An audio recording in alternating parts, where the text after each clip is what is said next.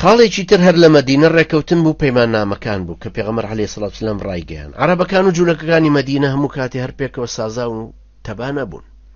عەرەبەکان خۆشیان لەناو خۆیانە زۆر تەبا نەبوون، زۆر جار ناکۆچی و ململانیانە کەوتە ناو، چونکە خۆی دوو تیرەی گەورە هەبوون.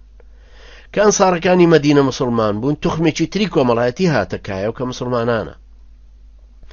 پێغەمبەر صلی الله علیه وسلم ئەم توخمە نوێی هەموو لە شێوەی کۆمەڵێکی سەر بە یەکدریا کۆ کردبوو، هێزێکی بەرچاوی لێ پێکێنابوون کە ئومەتێکی سەربەخۆن تا بتوانێ خۆی بۆ گیانی دوژمنە سەرسەختەکەی خۆی هی یەکەمی قوڕەیشی خۆی ئامادە بکە کە حتمەن ناهێڵێ ئەمان لە مەدینەش بحاسێنەوە.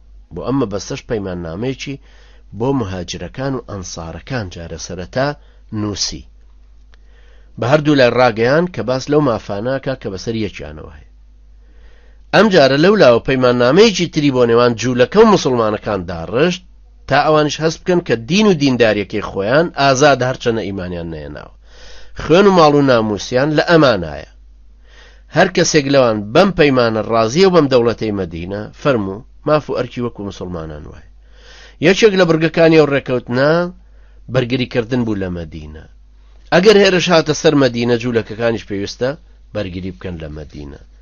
ئەگەر دووچاری هەر هێرشەکە هاتەوە ئەمانش عەلە لەقەڵ خۆیان وادابنێن کەەوە دەسەڵاتدارێکن و یا هێزیان هەیە بتوانن لەگەڵ پێغەمبەر عەلەیهی سەڵاتو وەسەلام و موسڵمانان بەرگری لە مەدینە بکەن. هەروەها لەناو خۆشیانە ئەبێ عەهد بدەن کە بەشداری خوێندان و مەسڵەتکردن لەناو خۆیانە بکەن ئەگەر خوێن کەوتە بەینیان و نەک جوولەکەیەک مسڵمانێ بکوژە و تێی تەقێنێ دوای بڵێن وەڵا فەقیرە و هیچی نییە خوێنی ئەو مسڵمانش بە هەدەر بڕوە.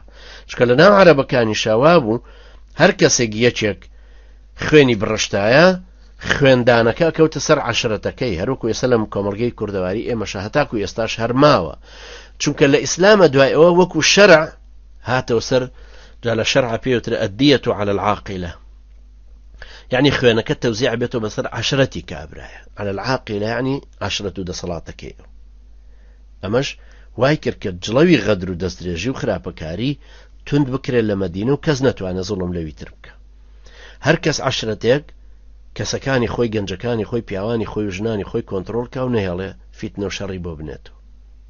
بە هەمووشیان کۆمەڵگەیەکی مەدەنیان لە مەدینە پێکێناوە، بە هەمووشیان لەژێر دەسەڵاتی سوڵتەیەکان کە پێغەمبەری نازدار عەلەیهی سەڵاتو وەسەلام لووتکەی هەرەمەکەیە لەسەرەوە حکومەتەکەی تەشکیل کرد. ئەمەش نقطەیەکی تر بوو کە دوای برایەتەکە کردی.